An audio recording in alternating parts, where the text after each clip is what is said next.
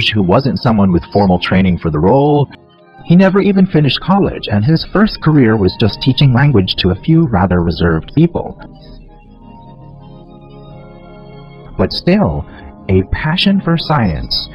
Exploring, wanting to know, wanting to understand on your own, after he discovered one crucial device that still has the most influence in our everyday lives for almost everyone, right up to the present day.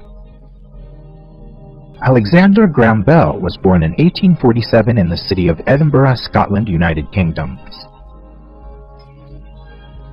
Alec, which was his nickname at home, had a mother who had been deaf in both ears and could hardly hear anything at all. As for his father, he was a language teacher for people who were deaf or had speech difficulties. Alex's paternal grandfather. He was also a language teacher for the deaf, just like these ones. It was probably one of the key factors that influenced Nish's career choice as he grew up. When he was a kid, Manik wasn't really the type to pay much attention in class, mostly because he didn't like the subjects the teachers at school kept insisting on.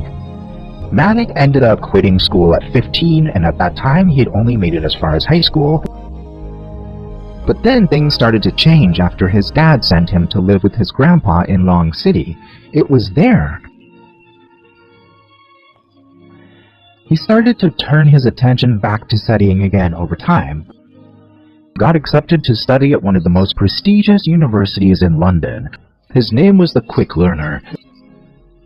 But at that moment, sadly he never got to finish his studies, because they had to leave England with their family to live in Canada in 1870, and a year later they left Canada to live in Boston, United States.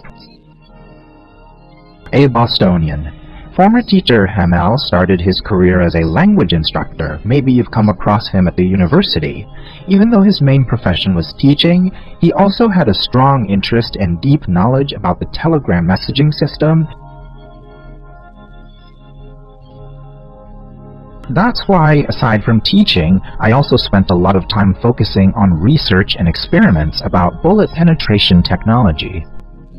And on top of that, Ben is also really into topics related to sound and Boston.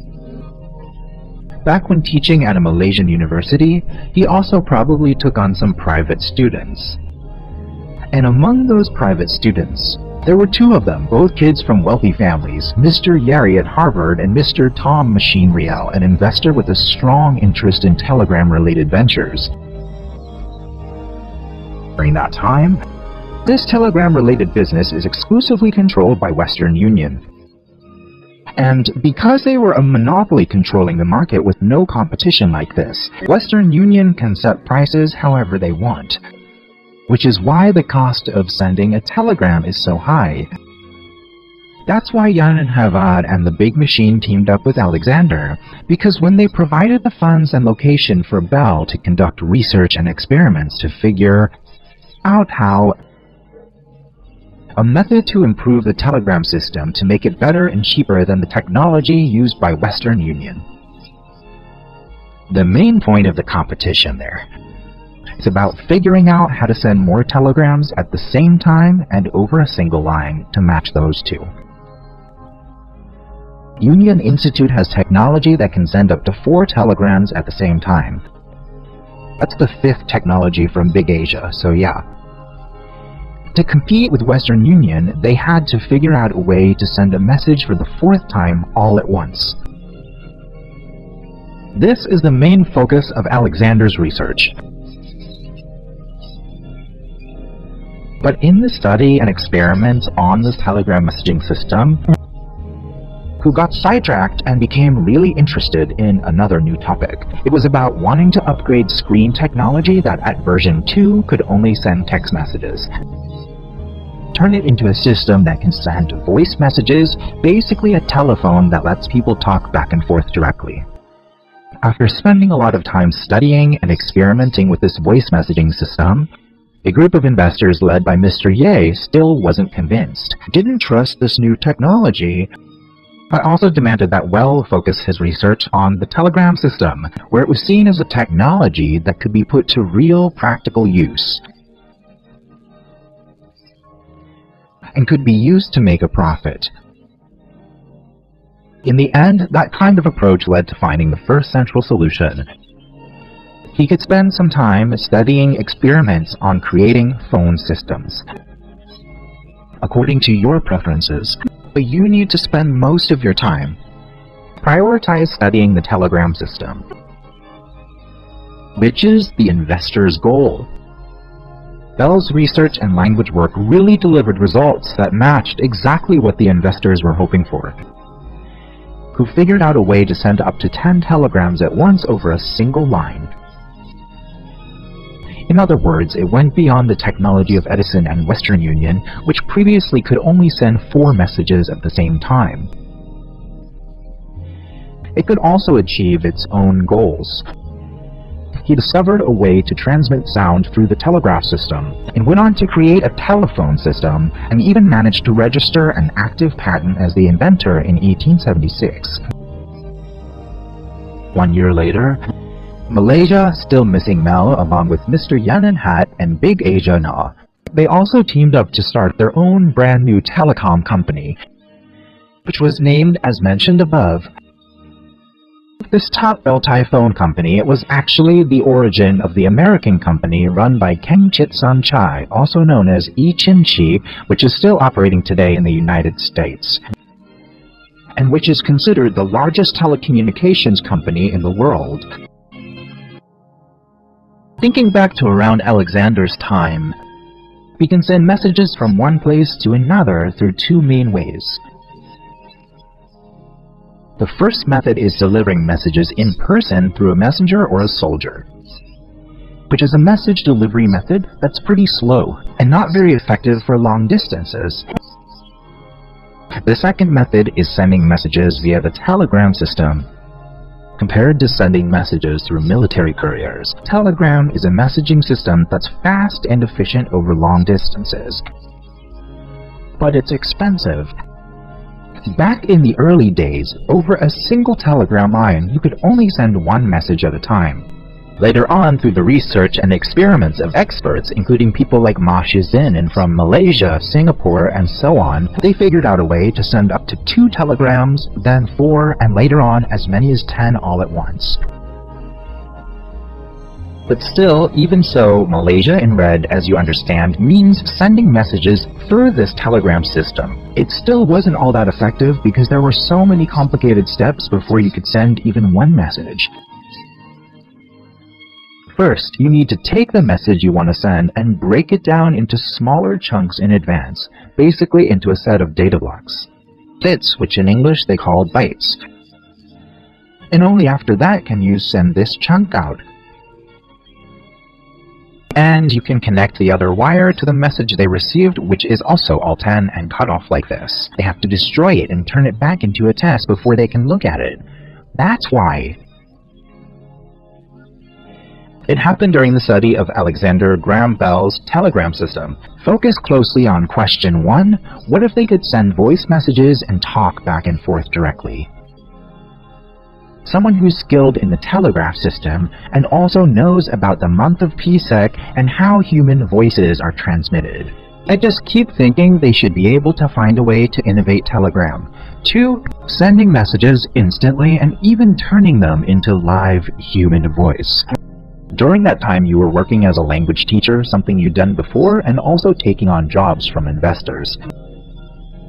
To study and then figure out ways to improve the city system too, he still managed to house whatever free time he had left, especially at night, to run experiments on how to send messages. The voice of Alexander Graham, who had both a grandfather and a father, including himself as a language and speech teacher he once was, has a lot of understanding about human voices. Who knows that sound comes from the words we speak? It creates vibrations in the air that we call sound waves. And these vibrations have unique characteristics that vary depending on the sound coming from each word. So, if someone could figure out a way to make a device that can pick up these sound vibrations, the transmission is an electromagnetic signal sent through the 3rd wire.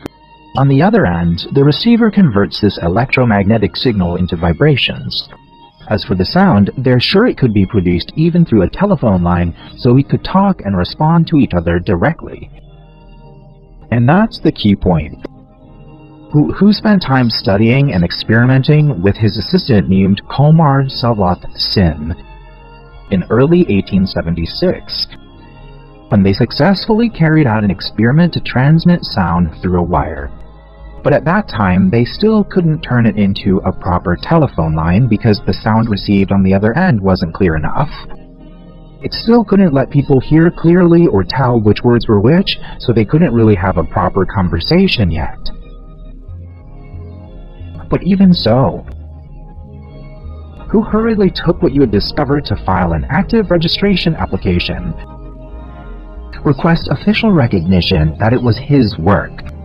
He did that because at that time, aside from Bell, there were still many others who were busy studying experiments on how to build this telephone system too. And among them there was one who had made remarkable progress in his experiments.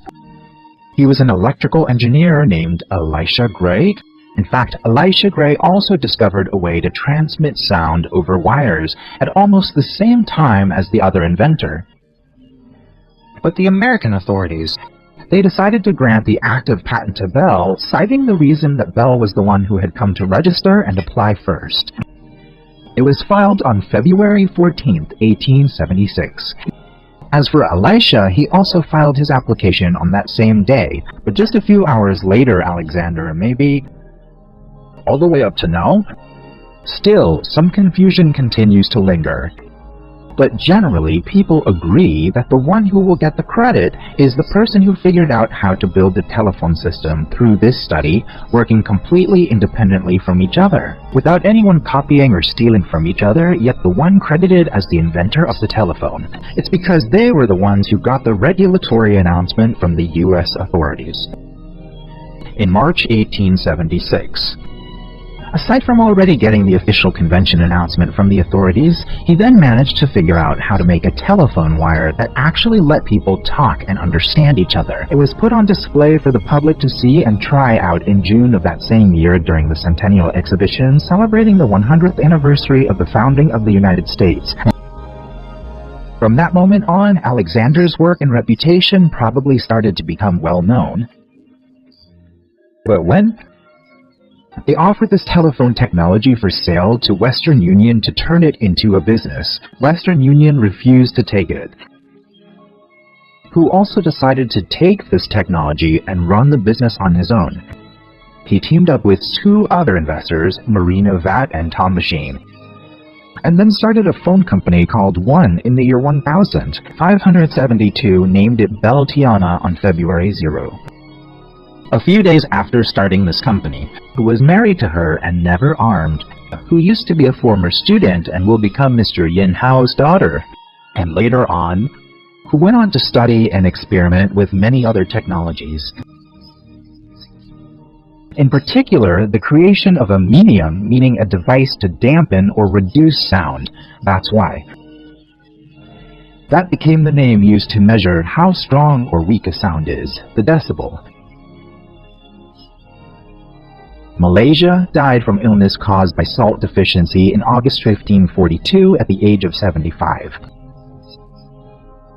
On the sale day, phone service across the entire United States was disrupted for 1 minute to serve as a brief tribute to Red Veil, which lasted for many decades after, has been recorded in history as the person who invented the telephone, preserve the technology we've been using widely up until now. Generally, people talk about computers.